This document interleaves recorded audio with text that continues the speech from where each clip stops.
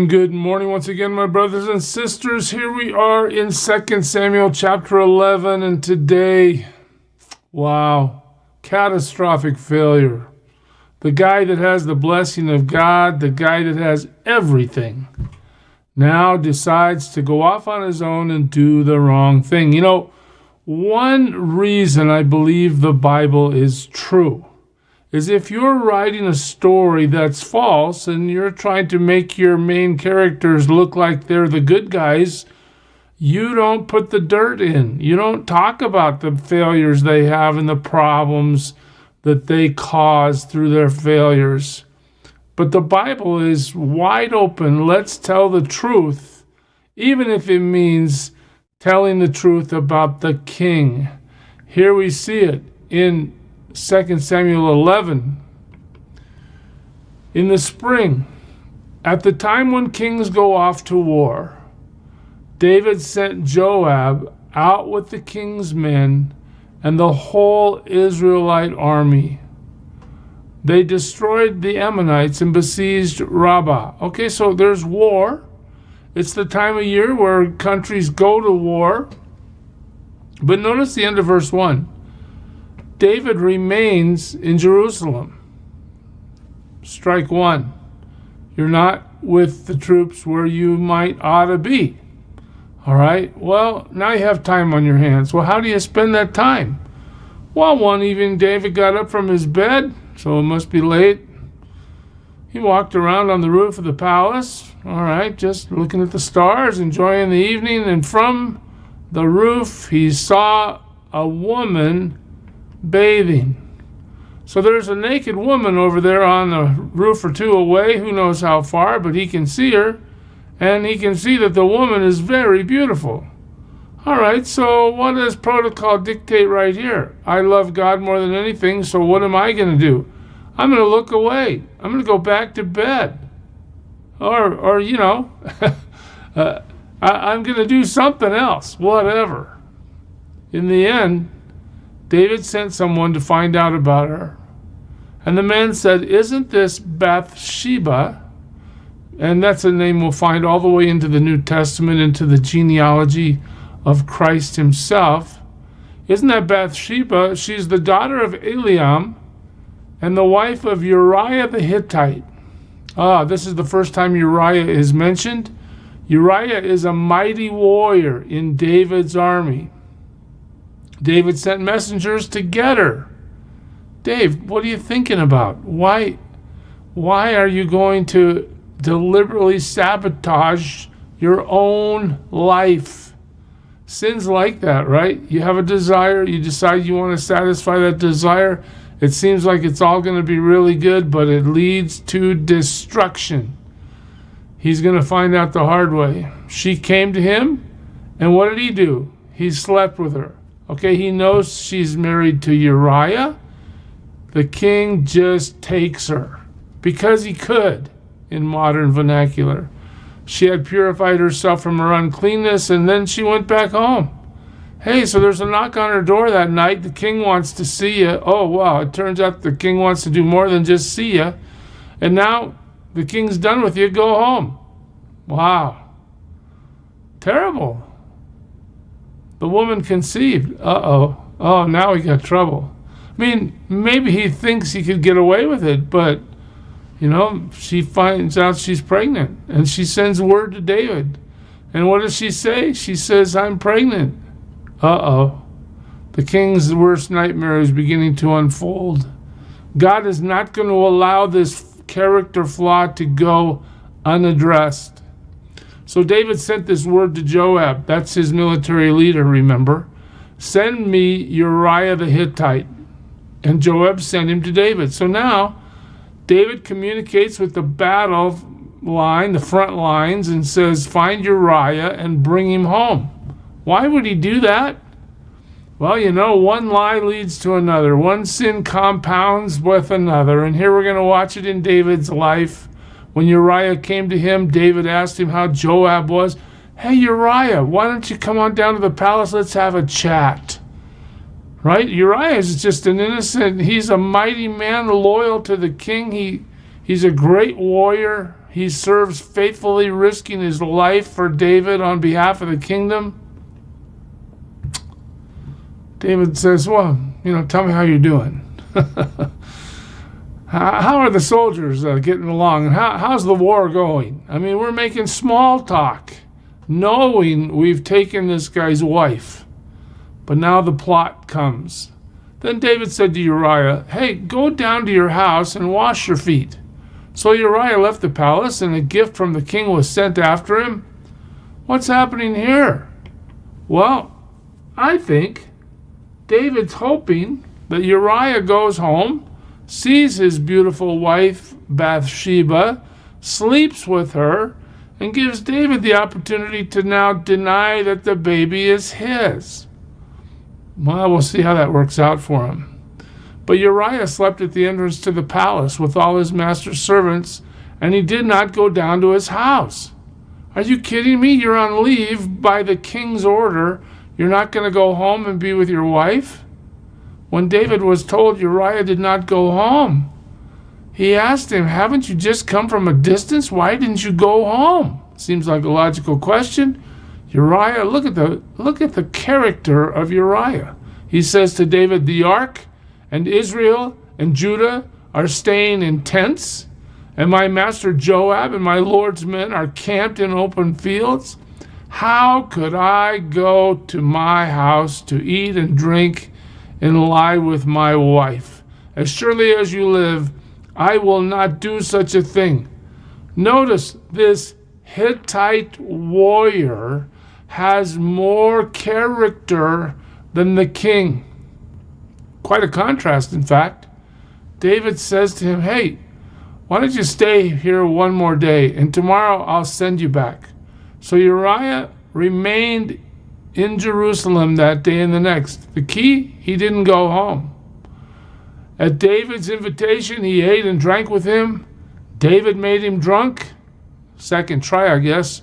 But in the evening, Uriah went out to sleep on his mat among his master's servants, and he did not go home. Notice how the text wants to make sure we understand that God is arranging circumstances to make sure that David is trapped in his sin. In the morning, David wrote a letter to Joab and sent it with Uriah. Okay, now we're getting to stage 2 of this plot, and wow, this is really bad. I mean, okay, it was bad enough. He took Bathsheba for himself, a married woman. He tried to deceive her husband into sleeping with her so that he could claim that the baby wasn't his. And when none of that worked, watch this. In the letter he wrote, put Uriah in the front line where the fighting is fiercest. Then withdraw from him so that he will be struck down and die. Oh, nice, David. Yeah, you love God. Your heart is for God. Now you slept with a married woman. You tried to cover it up through lies by bringing her husband in and try to escape your punishment this way. And now that didn't work, what should we do? Well, let's just kill him. That'll solve it. Then we won't have to worry about it. So while Joab had the city under siege, he put Uriah at a place where he knew the strongest defenders were. Notice Joab follows the king's orders. When the men of the city came out and fought against Joab, some of the men in David's army fell. Moreover, here it is, Uriah the Hittite died. Joab sent David a full account of the battle. He instructed the messenger, when you have finished giving the king this account of the battle, the king's anger may flare up, and he may ask you, why did you get so close to the city to fight? Didn't you know that they would shoot arrows from the wall? In other words, Joab, are you losing your military strategy of prowess? What's going on with you? Yeah, Joab anticipates it. And he says, who killed Abimelech, son of Jerub-Besheth? Didn't a woman throw an upper millstone on him from the wall so that he died in Thebez? Why did you get so close to the wall? I'm sorry, this is still David chastising Joab. As if he asks you this, then say to him, also your servant Uriah the Hittite is dead. Oh, hey, David, remember you ordered one guy to get close to the wall, so we sent a bunch of guys close to the wall. Those guys backed away, but the one you wanted to be killed by that action was successfully eliminated. Uriah the Hittite is dead. David can look in the mirror and say, gee, a casualty of war. Perhaps he thinks he has nothing to do with it, although in effect he's just murdered the man. The messenger set out, and when he arrived, he told David everything Joab had sent him to say. The messenger said to David, the men overpowered us and came out against us in the open, but we drove them back to the entrance to the city gate, and then the archers shot arrows at your servants from the wall, and some of the king's men died. Moreover, look, the text is going to say it again, your servant Uriah the Hittite is dead. David told the messenger, say this to Joab, don't let this upset you. The sword devours one as well as another. Oh, he's just a casualty of war. Joab, don't worry about it. Press the attack against the city and destroy it, saying this to encourage Joab. I'm not mad at you that even though you lost a bunch of guys, the one I wanted dead is dead, so everything's fine. When Uriah's wife heard that her husband was dead, she mourned for him. I'm sure that's an understatement. All right? Where is she now? To be a widow in Israel in those days was a terrible thing. The state didn't often support widows. You were on your own in so many ways.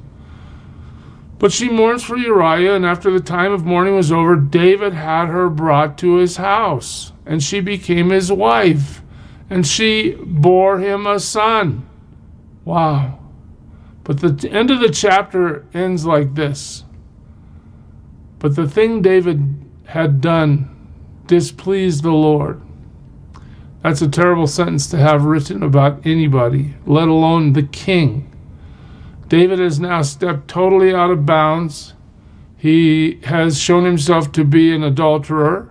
He's shown himself to be a deceiver, even though his deception with Uriah coming home didn't work out. He's shown himself to be a murderer. And now he's basically killed the husband and stolen the wife. God is not happy. And just as a little sideline for you Bible scholars, I want to just outline something for you that can't be backed up 1,000%, but is most likely true if you follow Scripture. Uriah's a Hittite, right? We just saw that. He's married to Bathsheba. Okay, I just want to show you this because we'll need it later on in the book. Bathsheba, we were told in this chapter, is the daughter of a guy named Eliam. Now, Eliam is also described in Scripture as a mighty warrior, one of David's best guys. Okay, he's one of his mighty men. All right, well, Eliam is the son of Ahithophel. Okay, so that makes what? Bathsheba is the granddaughter of Ahithophel, right? You follow that? All right. Ahithophel is the grandfather, but I guess I already said that, didn't I? Okay. Watch this. By the time you get to chapter 15 and 16 and 17, Ahithophel is originally one of David's trusted advisors, but in this power grab that David's son eventually attempts, David is betrayed. Absalom will rebel against David, and Ahithophel will rebel with him. And some scholarship suggests that the reason Ahithophel turns to fight against David instead of for David is because David took his granddaughter for a wife and killed his grandson-in-law in the process. It's not really stated outright in Scripture, but if you follow the trail, you can see that this sin of David has great implications not only for David's heart before God, but as it goes forward from here, we're going to see nothing but family destruction in David's life from here on out. We're going to learn that, you can receive God's forgiveness for the sin you commit, but the consequence still belongs to you. And we'll see that played out as David gets confronted regarding his sin next time. God bless you, church. Serve him well today. Who is it who for sinners shed his blood, and now for cleansing all can plunge beneath that flood? It's Jesus.